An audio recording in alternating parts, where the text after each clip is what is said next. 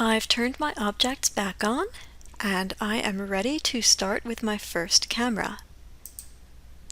I'm going to make a standard camera, and I will name it. In this case, this is a test scene, so I will call this my test camera. If you're working on your homework, you might have one camera called your day camera, one called your night camera. If you're testing a few things out, maybe one is a close-up camera, one is a wide shot camera. When the camera is first created, it comes in at the origin. I can take it, I can move it around, I can rotate it. You're not really supposed to scale 3D cameras because it does change some of their camera settings, so I'm not going to scale it, but I can move it and rotate it. Of course, right now I can't see what the camera is doing at all. I'm just looking at the camera as an object.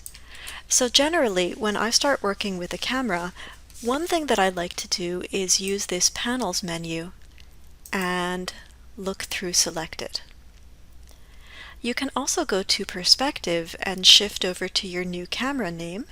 In my case, because the camera is selected, Look Through Selected will look through it. Oh my gosh, I'm inside a fire hydrant, and that is a terrifying fish.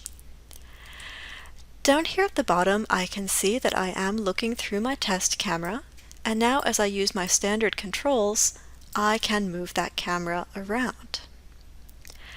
As a trick, back in the Panels menu, I can tear off a copy of this view.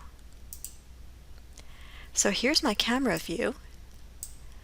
Back over here in Panels, I can take my perspective view and move back to the perspective view. If I make this a little bit smaller, this view will show me what my camera is seeing.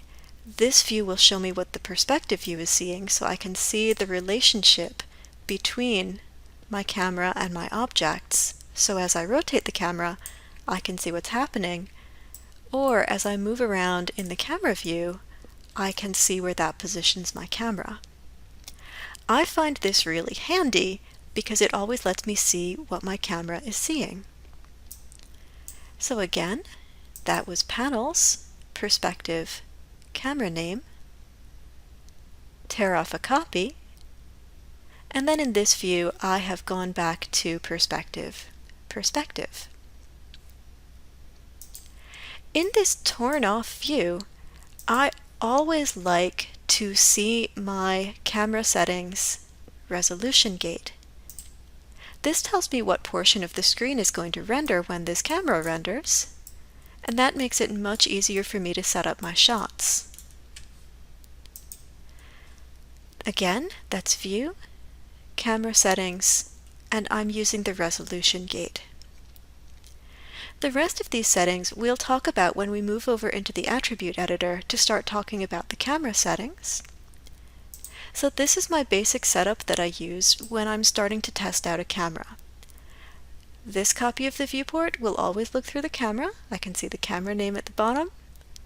This copy will remain in perspective so that I can adjust the camera in 3D space as well.